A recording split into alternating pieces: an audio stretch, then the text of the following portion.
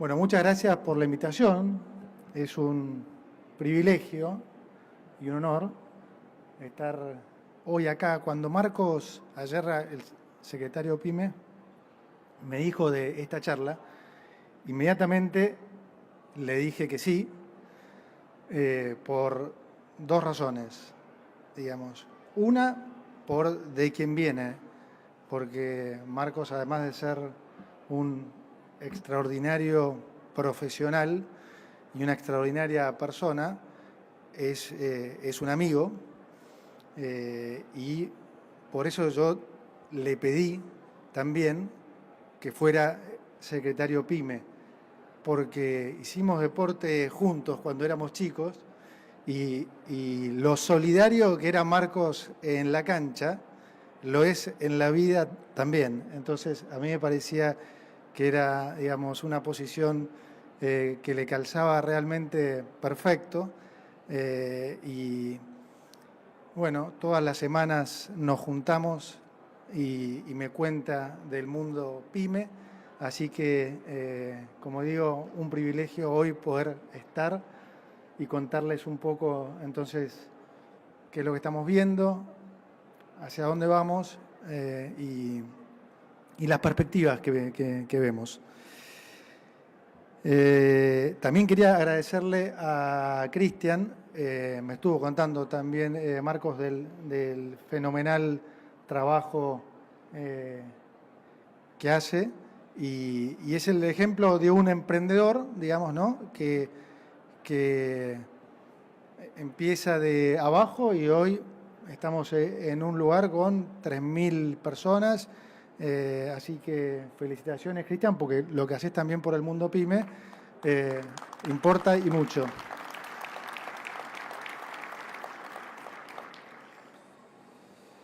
Bueno, cuando arrancamos en el gobierno, le digo, me cuesta mucho concentrarme porque hay tanto ruido afuera, así que si me pierdo, ustedes me dicen y vuelvo. Pero le decía que cuando arrancamos en el gobierno, el mayor desafío era, obviamente, desactivar la bomba atómica que nos habían dejado. Era evitar la crisis que todo el mundo decía que era inminente. A mí me lo decían particularmente, digamos, antes cuando se decía que podía ser, me llamaba gente importante para decirme, no agarres porque no hay ninguna posibilidad de que esto no explote. Estoy hablando de gente importante. Y cuando se supo que iba a ser, me llamaban para decirme, deja que explote, porque es la única forma, deja que explote y echarles la culpa a los otros. Es decir, hagamos lo que Argentina hizo siempre, deja que venga una crisis, que el ajuste lo pague el sector privado y de ahí uno se lleva después el crédito de una recuperación que eventualmente dura 2 o 3 años, a menos que haya un compromiso político, ¿no? Bueno, pero les decía esto porque tiene que ver con la razón por la que también estoy acá, que es prontamente nos dimos cuenta que además del desafío de desactivar esa bomba, estaba el desafío comunicacional. Y el desafío comunicacional es importantísimo, era y es clave explicar y que la gente entienda el nuevo modelo, hacia a dónde vamos. Y en ese momento era particularmente importante porque nosotros contábamos un programa que, como explicaba ayer el viceministro José Luis Daza, anteayer en la conferencia en el IIF, era un programa muy sofisticado, es un programa muy sofisticado, que muchos lo resumen en la motosierra, pero que atrás tenía una complejidad en todo lo monetario, financiero y cambiario que era difícil de entender. Entonces, nosotros teníamos que también combatir no solo con esa herencia, sino con muchos de nuestros colegas y periodistas que tal vez porque no entendían o tal vez por conveniencia política o por lo que fuera, les gritaban a ustedes, corran que va a explotar. Y eso hacía las cosas mucho más difíciles. Bueno, hoy hemos ganado, digamos, hemos recuperado un buen terreno, digamos, lo comunicacional sigue siendo clave.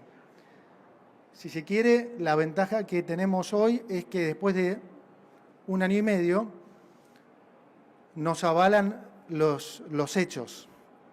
Entonces, cada vez es más complicado para esta gente inculcarles temor. Recordemos que al principio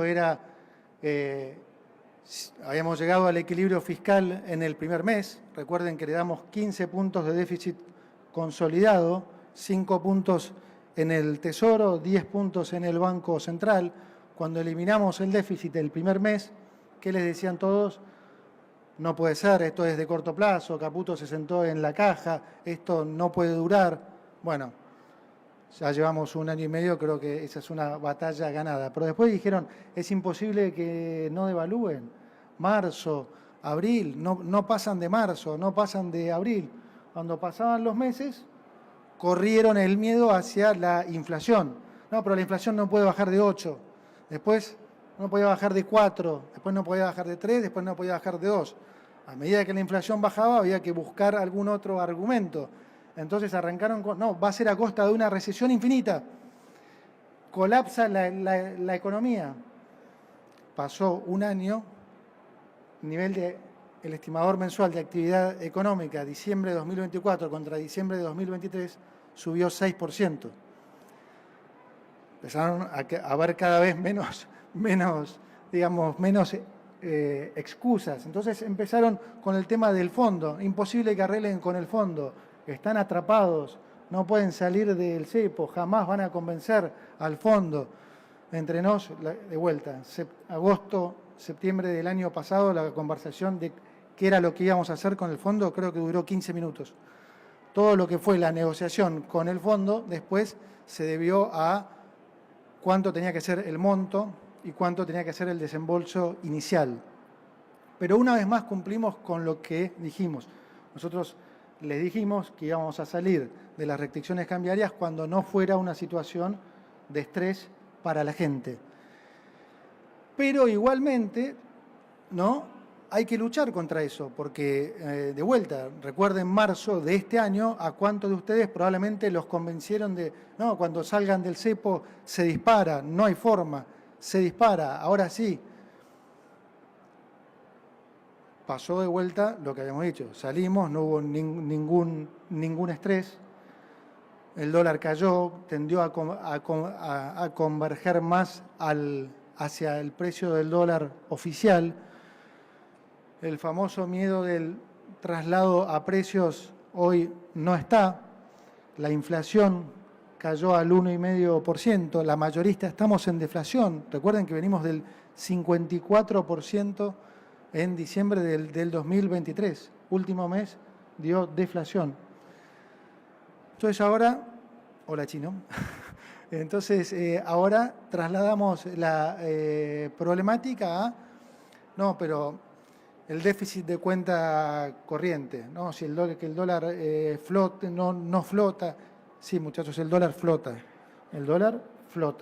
sin intervención. Si a alguno le parece que está barato, como decimos, puede ir y comprar. Está en todo su derecho, lo puede hacer, no hay ningún problema. Pero el dólar flota.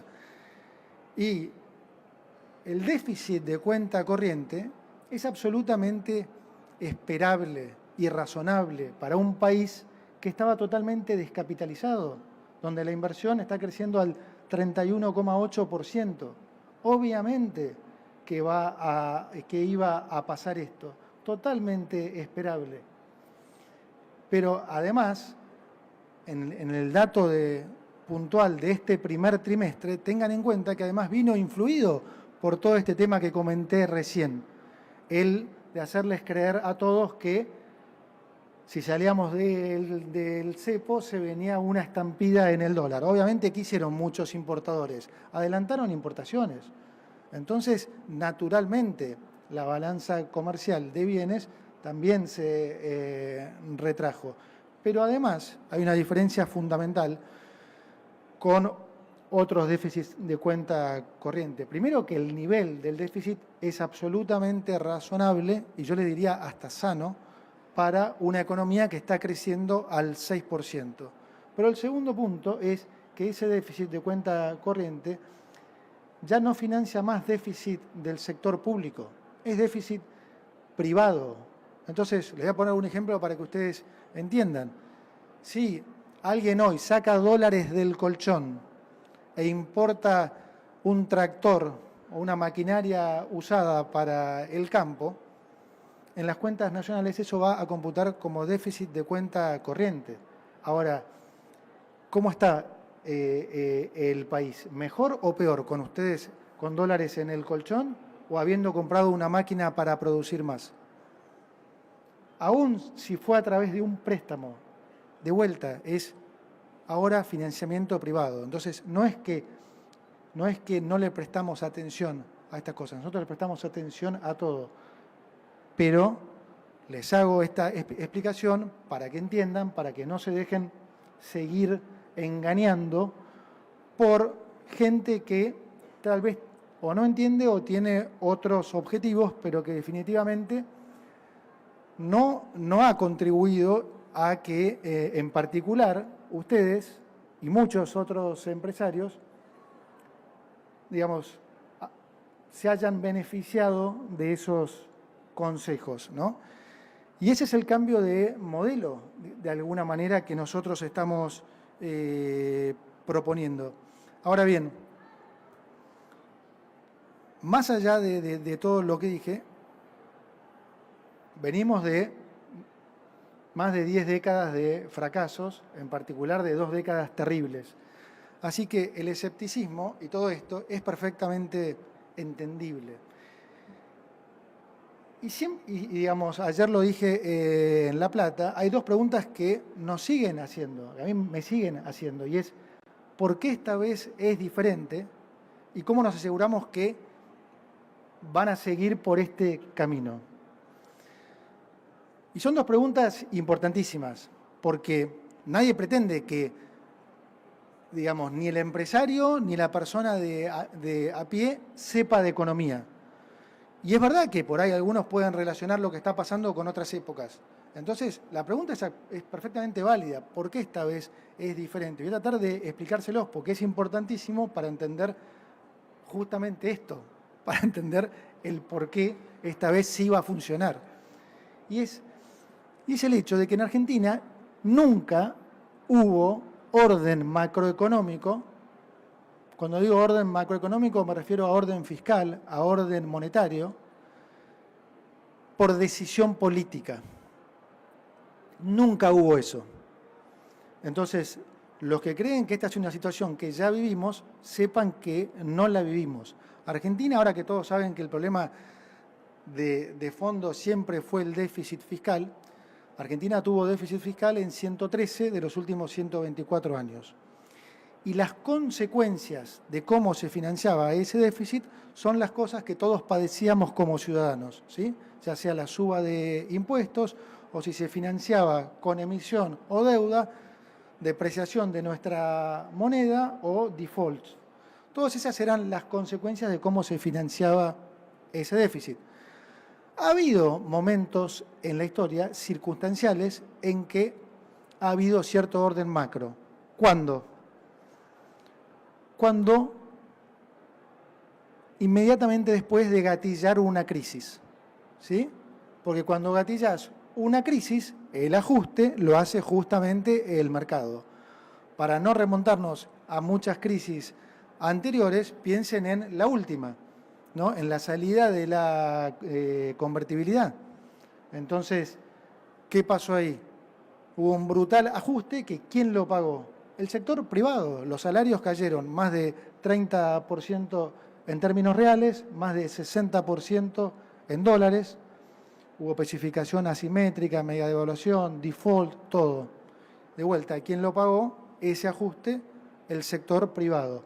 Ahora, después, cuando el mercado hace ese ajuste, naturalmente las cuentas públicas se ajustan y hay 2, 3 años de orden.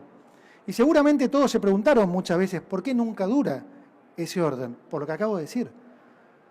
Porque no había nunca decisión política de tener equilibrio fiscal y orden monetario. ¿Sí? Se llegaba a esa situación no por vocación, como ahora, sino por accidente, porque gatillábamos una crisis. Entonces, la gran diferencia con este momento son esas dos cosas, que esta vez nosotros evitamos esa crisis y le hicimos pagar el costo del ajuste al sector público. Y fíjense la diferencia de haber gatillado una crisis. Les acabo de decir que los salarios a la salida de la convertibilidad cayeron más de 30% en términos reales, más de 60% en dólares, la economía cayó 11%, ¿sí? Y en este caso, los salarios reales ya están por arriba de los niveles de noviembre del 2023, 15% arriba de los niveles de diciembre del 2023. Los salarios en dólares se multiplicaron subieron más de 150%, la economía subió 6%. Hay mucha gente que está tirando los libros por la ventana porque no hay prácticamente antecedente de un ajuste del gasto público del 30% que traiga aparejado una recuperación económica como la que se vio el último año. Entonces, digamos, esto por un lado, y por otro lado, ¿qué garantiza que esta vez que vamos a continuar? La decisión política de hacerlo. Este es un gobierno que tiene la característica de decir lo que va a hacer, ¿no? Y, digamos, hacer efectivamente lo que dice, con el agregado que hoy nos avala, que además está pasando también lo que les dijimos siempre que iba a pasar. Y eso es extremadamente importante, porque eso nos ha permitido recuperar credibilidad. Y la credibilidad es una materia prima clave a la hora de hacer política económica. Y nosotros, además de un desastre económico, heredamos credibilidad negativa, no solo reservas negativas en el Banco Central, sino credibilidad negativa. Y es muy importante para Argentina como país reganar credibilidad. Y hoy pasamos de ser uno de los peores alumnos del mundo a ser uno de los mejores, al punto que en la última reunión del G20 y del fondo en Washington, la Managing Director del Fondo Monetario, hablándole a los ministros principales del mundo, a los ministros del G20, en ese momento estábamos en pleno momento de la guerra comercial de Estados Unidos con el resto y había mucho temor en los mercados, y Kristalina dijo: es posible que con todos estos problemas que estamos viendo y los fundamentos económicos más endebles que veo en los países desarrollados, es posible que más que nunca se necesite de la ayuda del Fondo Monetario. Ahora bien, nosotros solamente vamos a estar avalando y ayudando a países que hagan las cosas como Argentina. ¿Puedo decirlo, Toto? Me dijo, sí. A los países que hagan las cosas como Argentina. O sea, pasamos de ser el ejemplo del mal alumno a ser el ejemplo de uno de los 5 mejores alumnos. Hoy Argentina es uno de los 5 países que tiene superávit fiscal en la línea financiera. Entonces, esto, se logró partiendo de una base tremendamente débil, ¿sí? Entonces, imagínense lo que se puede lograr si todos nos convencemos y entendemos que efectivamente este es el rumbo. Nosotros estamos acá justamente para hacerles la vida más sencilla a ustedes, pero también, hay que decirlo, sin darle la espalda a la gente y a los trabajadores.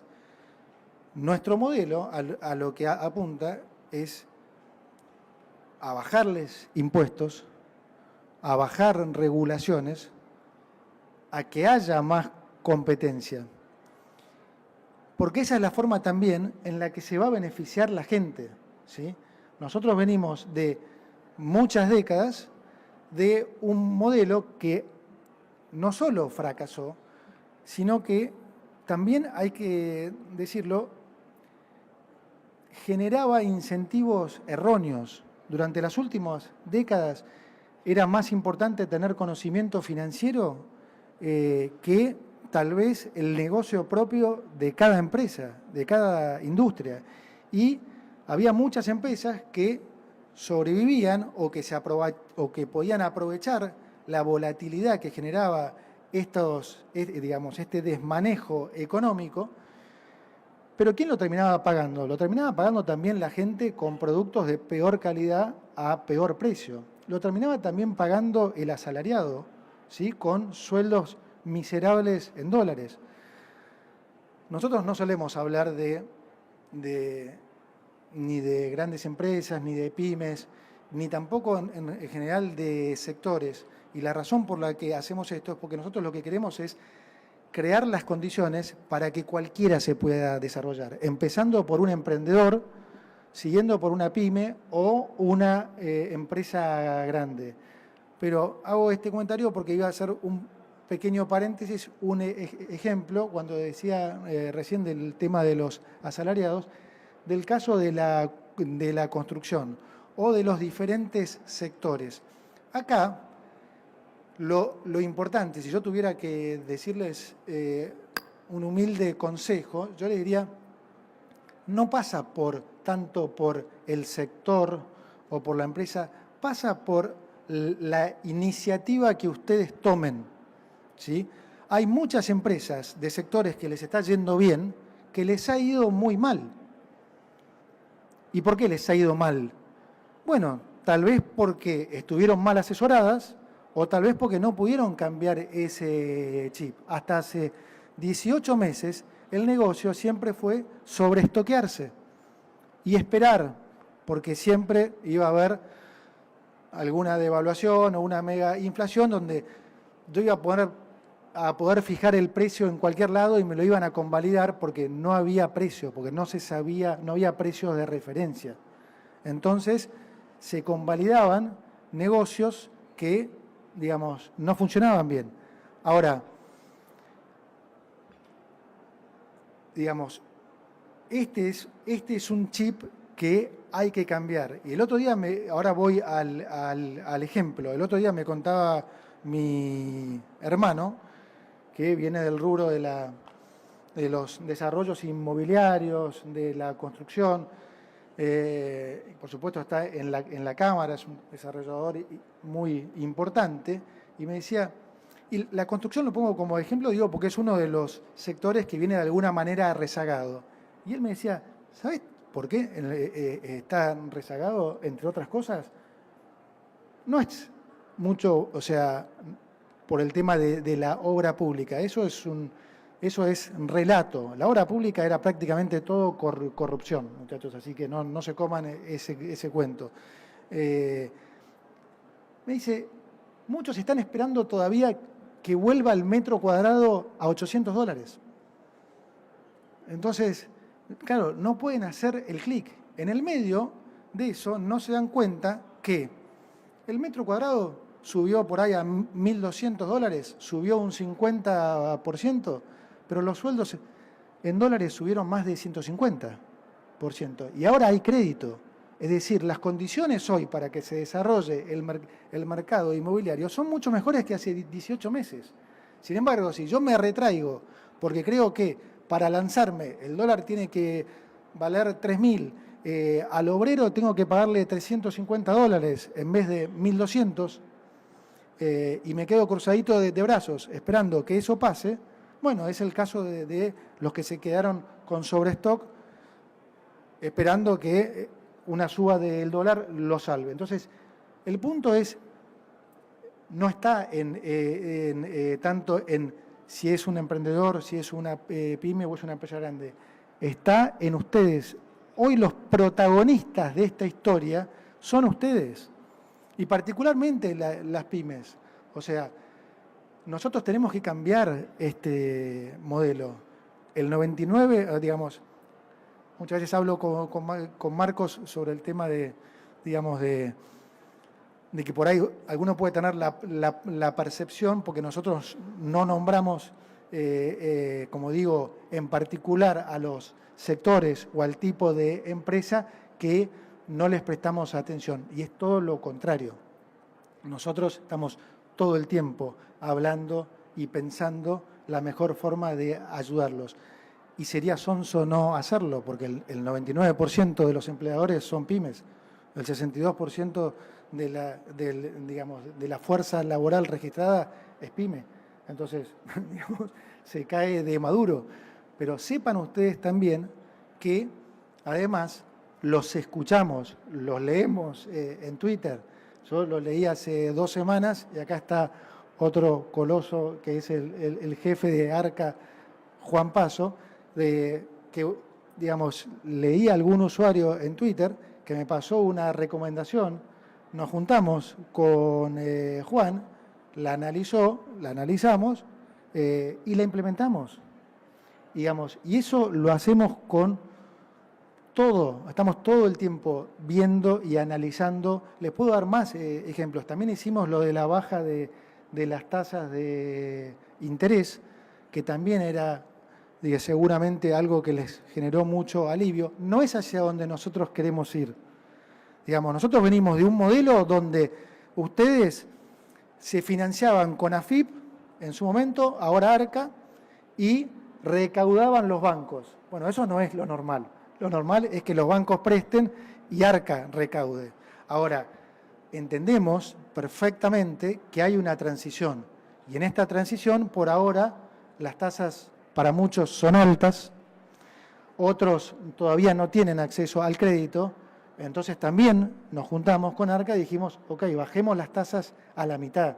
O sea, sepan que los estamos escuchando y que los estamos atendiendo. Lo que pasa es que hay cosas que podemos hacer y hay otras que no. Y, digamos, leemos todas, pero no se pueden, hacer todas. Hay muchas que van a venir y probablemente en el no largo plazo, en los próximos 12 meses, pero digamos, esto es un proceso, no podemos pasar de un modelo a otro de un día para el otro. Eso que siempre habla el presidente de no ser libertarados, somos libertarios, no libertarados, ¿no? Bueno, ese es un poco el punto. Entonces, el tema como digo, del cambio de chip es fundamental. Nosotros, desde este lado, nos comprometemos a lo que ya hemos hecho, porque ya les hemos dado prueba de esto. Fíjense que nosotros, en medio de cerrar un déficit fiscal de 5 puntos, bajamos más de 2 puntos en impuestos. Eso...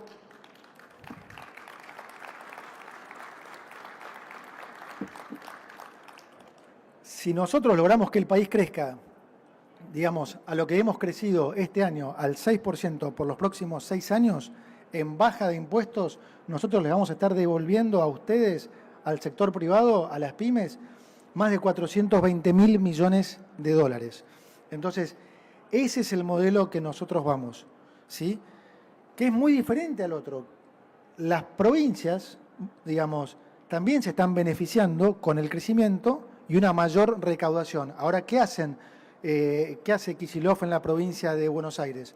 ¿Aprovecha esa suba para bajar impuestos? No, lo sube. ¿Qué hacen los intendentes kirchneristas? ¿Les bajan las tasas, aunque no tengan ninguna contraprestación? No, se la suben. Entonces, ese es el cambio de modelo. Nosotros, como digo, vamos a bajar impuestos, a desregular, a abrir paulatinamente la competencia para que se pueda beneficiar la gente con bienes de mejor calidad a mejor precio. Y de este lado, ¿qué es lo que les estamos de alguna manera abriendo los ojos para que hagan? Hay que empezar a pensar en ser eficiente y en invertir. ¿Sí? De vuelta, hace muchos años que en este país no se invierte, hace décadas que se piensa más en lo financiero que en lo estrictamente comercial. Entonces, ese es el clic que hay que hacer. ¿Va a pasar esto de un día para el otro? No. ¿Es un proceso duro? Sí, pero es el camino, es el único camino. Ya hay evidencia empírica, siempre la hubo, pero nosotros la hemos vivido en carne propia, sobrada evidencia empírica que el otro modelo es el que no funciona. El otro modelo es el que nos llevó a más del 54% de pobreza, es el modelo que nos llevó a hiperinflaciones, a defaults, es todo lo que, digamos, hemos padecido durante décadas en Argentina. Ya sabemos que eso no sirve. Ahora estamos en un modelo donde de vuelta ya empieza a haber evidencia empírica, no son las promesas mías hace 18 meses o del equipo económico. Ustedes ya empiezan a ver los resultados. Y es cierto que hay mucho por hacer, mucho, pero es cierto también que hemos hecho mucho, muchísimo en 18 meses. Lo hablábamos con Marcos ayer y me lo anotó, porque son tantas las cosas que realmente me gustaría leérselas, cosa que no suelo hacer, pero son demasiadas para memorizarlas, ¿no? Desde ARCA hemos acompañado, pero con la suspensión de embargos por todo el 2024, con las moratorias, con las facilidades de pago que aún siguen vigentes con plazos de hasta 60 meses y, como dije, con la reducción de 50% en las tasas de interés. Recientemente el derecho de la PYME que le den un plazo de aviso, que me lo habían puesto justamente por Twitter, estos 5 días de aviso previo antes de embargar. Acompañamos a los exportadores eliminando los DEX a más de 4.400 productos industriales, productos lácteos, porcinos, economías regionales. Disminuimos los DEX mientras pudimos en maíz y soja, los continuamos para la cosecha fina. Abrimos mercados en más de 20 países para cárnicos, porcinos, aviar, frutos secos. Mejoramos el sistema de importaciones temporarias y repostock, mejoramos el BUCE, mejoramos el exporta simple, eliminamos la prohibición de exportación de cuero y ganado en pie, eliminamos la brecha, ¿no? Lo cual me puntualizaba Marcos muy bien, está generando un efecto importantísimo en los freelancers que se están formalizando. En el 2024 hubo un récord de 20.000 freelancers exportadores por más de 200 millones de dólares. Y sigue. Acompañamos a la industria, el comercio y también el agro con la normalización de los pagos al exterior. Eliminamos el impuesto país. El impuesto país era 1,5 puntos de producto. Eliminamos las IRAs.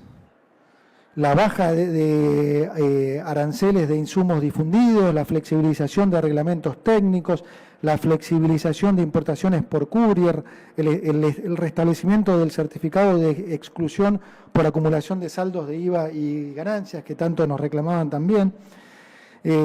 También acompañamos la operación diaria de las pymes con el Centro de Ayuda Pyme, eliminamos el RUTA, eliminamos las retenciones de IVA y ganancias por venta electrónica, eliminamos la ley de góndolas siniestra esa, y el CIFIRE y el CIPRE, y presentamos la reforma laboral completa en el DNU 70, que como ustedes saben no pasó porque la frenaron los gremios, pero por lo menos por la ley bases pudimos duplicar a 6 meses el periodo de prueba, eliminamos las multas por falta de registración, habilitamos la figura del monotributista que ahora puede contratar a 3 monotributistas, es decir, se hicieron un montón de cosas, podría seguir y seguir. Ahora, obviamente que sabemos perfecto que hay un largo camino por recorrer también y que hay cosas extremadamente importantes. No nos puede, o sea, a ver, dos obvias por decir, la eliminación del impuesto a los débitos y créditos. La reforma laboral. La reforma laboral es la más importante de todas las reformas. El daño que está haciendo la actual estructura laboral es realmente indignante. Es indignante. Ahora, por supuesto, que nosotros no podemos normalizar que la cantidad de empleadores no crezca desde el 2007, desde los últimos 18 años, que sigamos en 540.000 empleadores. No podemos normalizar que el empleo no crezca desde el 2011. O sea, la reforma laboral es algo fundamental y por supuesto que nosotros tenemos trabajado esto. Ahora, entiendan ustedes que, de vuelta, esto tienen sus tiempos, porque del otro lado está la gente que no tiene ningún interés en que al país le vaya bien. Es más, para recuperar lo que ellos ven como el negocio, porque para ellos la política es un negocio, necesitan que al país le vaya mal. Entonces, por definición, cualquier cosa que nosotros presentemos en el Congreso, siempre se van a estar oponiendo. Cualquier cosa que propongamos que les vaya a servir al país, va a encontrar esa resistencia. Entonces, el mensaje que yo quiero pasarles es que estamos todos juntos en esto. Este sistema que nosotros proponemos, lo hablábamos con Marcos cuando veníamos para acá, es el mismo que les sirve a ustedes. Es decir, nosotros estamos acá para servirlos a ustedes. Venimos acá por estos años con el único objetivo de poder transformar el país de forma tal que, como dije antes, desde un emprendedor, ustedes, una empresa grande, todos puedan desarrollarse más, pero de vuelta a favor de la gente también y a favor de los trabajadores. Podemos hacerlo juntos. Yo no tengo ninguna duda que esto es lo que va a pasar, que Argentina va a ser el país que más va a crecer en los próximos 30 años. Hoy ya es el país que más crece en el hemisferio occidental y están todas las condiciones dadas para que entre todos construyamos ese país que soñamos, en particular los que somos grandes, para nuestros hijos y para todos los que quieran habitar el suelo argentino. Muchas gracias.